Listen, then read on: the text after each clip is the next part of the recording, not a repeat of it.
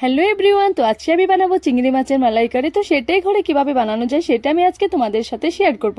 তার জন্য আমি এখানে ফার্স্টে দেখতেই পাচ্ছি আমি চিংড়ি অনেকগুলি নিয়ে নিয়েছি। এগুলি আমি ভালো করে খোসাগুলি ছাড়িয়ে নিয়েছি। এখানে আমি নুন হলুদ মাখিয়ে নিয়েছি। তারপরে একটু টাইমের জন্য ম্যারিনেট করে 5-10 মিনিটের জন্য আমি এটা রেখে দিব। তারপরে আমি অন্য একটা কড়াই আমি একটু তেল ঢেলে দিয়েছি, সর্ষের তেল এটা ঢেলে দিয়েছি। তেলটা যখন গরম হয়ে যাবে তখন আমি এইটাতে চিংড়িগুলি একটু একটু করে ভেজে নিব। আমি এক সাইড 30 সেকেন্ড মতো ভেজে নেব, উল্টে পাল্টে। বেশি ভাজবো না, কারণ এটা বেশি ভাজলে এটা শক্ত হয়ে যাবে, মাছটা ভালো লাগবে না খেতে। তার জন্য এটা কম ভাজতে হয় একটু। তার দেখতেই পাচ্ছ আমি কিভাবে ভেজে নিচ্ছি মাছগুলি। তো এখন আমি চিংড়ি মালাইকারির জন্য আমি পেস্ট বানিয়ে নেব। সেটার জন্য আমি এখন সর্ষে নিয়ে নিয়েছি, সাদা সর্ষে নিয়েছি। তারপরে এখানে 10টা মতো আমি কাজু নিয়েছি। তারপরে একটু জিরে নিয়েছি আর একটু মৌরি নিয়েছি। মৌরিটা একদম কম পরিমাণে দিয়েছি আমি। তারপরে এখানে আমি টক দই নিয়েছি, 2 চামচ মতো টক দই ঢেলে দিয়েছি। টক দইটা ঢেলে আমি এটা পেস্ট বানিয়ে নেব। তো এখানে দেখতে পাচ্ছ আমার পেস্টটা এখন রেডি হয়ে গেছে। পেস্টটা বানিয়ে নিয়েছি। পেস্টটা এটা অনেক সুস্বাদু হয় খেতে, তার জন্য এটা বানিয়ে নিয়েছি। তো এখানে আমি দেখতে পাচ্ছি ফোড়ানোর জন্য আমি কড়াইয়ের তেল, আগে যেটা মাছের যেটা তেলটা বেঁচে গিয়েছিল সেই তেলে আমি একটা তেজপাতা ঢেলে দিয়েছি, দারচিনি আর একটু আমি লবঙ্গ ঢেলে, আর 3টে মতো আমি এলাচিটা দিয়েছি। এলাচিটা বেশিও দিতে পারো, এটা ফ্লেভার আসে, খুবই সুন্দর লাগে খেতে।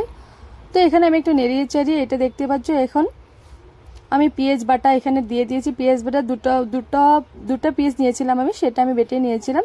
তো এটা একটু আমি ভেজে নেব, কারণ পেঁয়াজের কাঁচা গন্ধটা তো সেটা থাকে না, তার জন্য একটু ভেজে নিতে হবে। তো এখানে আমি আদা রসুন বাটা এটা ঢেলে দিয়েছি। আদা রসুনটা বাটা একটু ঢেলে এটা একটু নেড়িয়ে চেড়ে, তো এখানে আমি কাঁচা লঙ্কা বাটা একটু দিয়ে দিয়েছি। তা এটা আমি আবার একটু নেড়িয়ে চেড়ে নিব, একটু ভেজে নেব।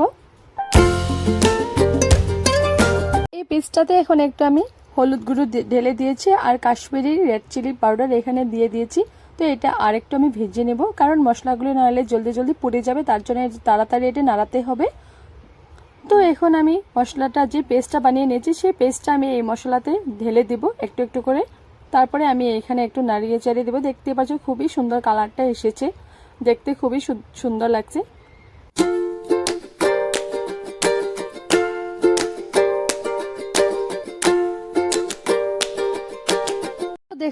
দেখো এখন মশলাটা কষে গেছে ভালো মতো। তার এখানে আমি টমেটো পেস্টটা ঢেলে দেব। টমেটোটা পেস্ট বানিয়ে নিয়েছি, একটা টমেটো নিয়েছি।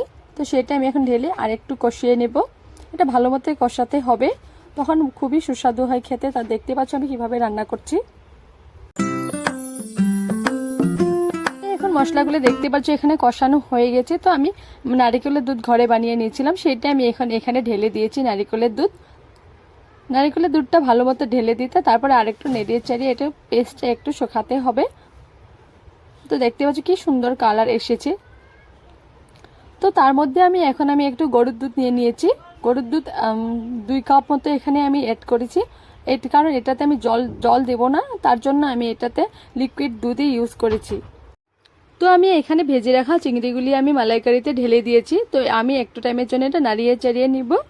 তো এটা দেখতেই পাচ্ছ তোমরা। তারপরে আমি একটু পরিমাণ মতো নুন ঢেলে দিয়েছি আর একটু চিনিটা ঢেলে দিয়ে আমি এটা 10 মিনিটের মতো এটা ভালো করে ফুটিয়ে নেব। ভালো করে ফুটিয়ে নেওয়ার পরে এটা আমি নামিয়ে নেব।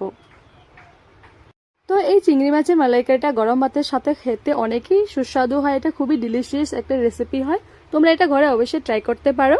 তো আমার এটা ফুটিয়ে নিয়ে হয়ে গেছে। তো এখন আমি এটা অন্য একটা পাত্রতে এটা সার্ভ করে নেব, চিংড়ি মাছের মালাইকারিটা। তো দেখতে পাচ্ছ তোমরা।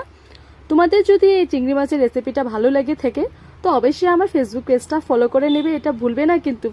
ফলো করে নেবে নতুন নতুন রেসিপি পাওয়ার জন্য। থ্যাংক ইউ, পাশে থাকো আমার সব সময়। Thank you for watching.